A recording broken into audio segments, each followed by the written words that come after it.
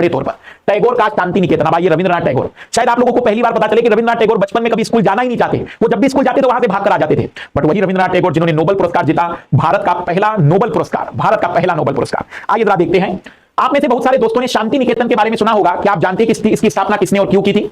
शांति निकेतन रविंद्रनाथ टैगोर ने यह संस्था 1901 में शुरू की थी। टैगोर जब बच्चे थे तो स्कूल जाने से बहुत चिढ़ते थे, वहां उनका दम घुटता था, उन्हें स्कूल का माहौल दमनकारी लगता था। टैगोर को ऐसा लगता था मानो स्कूल कोई जेल हो, क्योंकि वहां बच्चे मनचाहा कभी नहीं कर पाते। जब दूसरे बच्चे शिक्षक को सुन रहे होते हैं, टैगोर का दिमाग कहीं और भटक रहा होता है। कलकत्ता के अपने स्कूल जीवन के अनुभव ने शिक्षा के बारे में टैगोर के विचारों को काफी प्रभावित किया। जब ये बड़े हुए तो उन्होंने एक ऐसा स्कूल खोलने के बारे में सोचा जहां बच्चे खुश रह सके, जहां वे मुक्त और रचनाशील हो, जहां वे अपने विचारों और आकांक्षाओं को समझ सके। टैगोर को लगता था कि बचपन का समय अपने आप सीखने का समय होना चाहिए। वहां अंग्रेजों द्वारा स्थापित की गई शिक्षा व्यवस्था के कड़े और बंधनकारी अनुशासन से मुक्त होना चाहिए। शिक्षक कल्पनाशील हो, बच्चों को समझाते हो, उनके अंदर उत्सुकता जानने की चाह विकसित करने में मदद दे।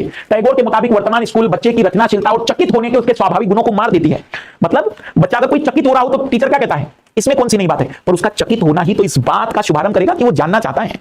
रचनाशील होने के लिए उस बच्चे को व्यवहारिक रूप में चीजों को समझाया जाना चाहिए, जो कि आज भी हमारे स्कूलों में नहीं होता। जैसे हमारे स्कूलों में बोटनी की कक्षाएं स्कूल के अंदर नहीं, मैदानों में होनी चाहिए, जहां आप पत्ती को पढ़ाइए, पत्तियों की शिरा को पढ़ाइए। हमारी टीचर हमें बायोलॉजी पढ़ाती थी कक्षा के अंदर, जिसमें पूरा बोटनी पढ़ा दिया, लेकिन कभी पत्ती तक दिखा दी होती तो शायद एक बेहतर तरीके का पत्ती का स्ट्रक्चर दिमाग में भर गया होता। पर समस्या यही है कि सारे लोग किताबी चीजों को पढ़ाने में लगे हुए हैं और उसी चीज को कवर करने में लगे हुए। हमारी यूपीएससी को भी सोचना चाहिए कि क्या सिलेबस को प्रैक्टिकल किया जाना ज्यादा बेहतर होगा, या इसी तरीके से चीजों को आगे बढ़ाते रहना ठीक होगा। आइए विचारों को थोड़ा विकसित जरूर करिएगा कि यह जो चैप्टर है आपको शिक्षा के विषय में एक नए विचार, नई सोच को जन्म देने की पूरी कोशिश करता है। टैगोर का मानना था कि सृजनात्मक शिक्षा को केवल प्राकृतिक परिवेश में ही प्रोत्साहित किया जा सकता है, इसलिए उन्होंने कलकत्ता से 100 किलोमीटर दूर एक ग्रामीण परिवेश में अपना स्कूल खोलने का फैसला लिया। उन्होंने यह जगह निर्मल शांति से भरी दिखाई दी और इसलिए इसका नाम रखा शांति निकेतन, जहां प्रकृति के साथ जीते हुए बच्चे अपनी स्वाभाविक सृजनात्मक मेधा को और विकसित कर सकते हैं। बहुत सारे मामले में टैगोर और महात्मा गांधी शिक्षा के बारे में कमोवेश एक जैसी राय रखते हैं, मतलब दोनों की राय एक जैसी, लेकिन रविन्द्रनाथ टैगोर कहते हैं कि भाई आधुनिक शिक्षा पद्धति भले ही अगर ब्रिटेन से आ रही है, यूरोप से आ रही है, तो उसको भी सीखिए, लेकिन अपनी क्रिएटिविटी को मत भूलिए। लेकिन दोनों के बीच फर्क भी है। गांधी जी पश्चिमी सभ्यता और मशीनों व प्रौद्योगिकी की उपासना के कट्टर आलोचक थे।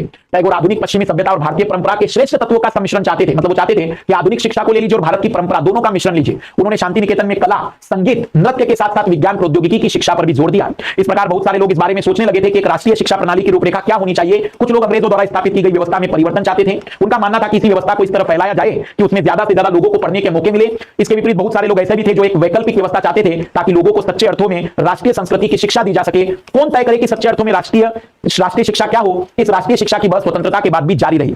तो ये लड़ाई खत्म नहीं हुई, चलती ही रही, क्योंकि कुछ चाहते थे कि उसी चीज को ऐसे बनाया जाए कि सब लोग पढ़ सके, और कुछ चाहते थे कि नहीं, हमें एक ऐसी शिक्षा पद्धति चाहिए जो अपनी खुद की हो। चल रही है अभी तक लड़ाई। नई शिक्षा नीति भी आ चुकी है। इस पैराग्राफ को आप लोग अगर याद कर ले तो आपको कभी भी नई शिक्षा नीति में एक बेहतर शुरुआत करने में मतलब एक तरीके से बेहतर शुरुआत का एक तरीका मिलेगा। बहुत सारे लोग इस बारे में सोचने लगे। यहां से आप याद कर सकते हैं कि बहुत सारे लोग शिक्षा को कई डायमेंशनों में बदलाव के तौर पर देखने लगे।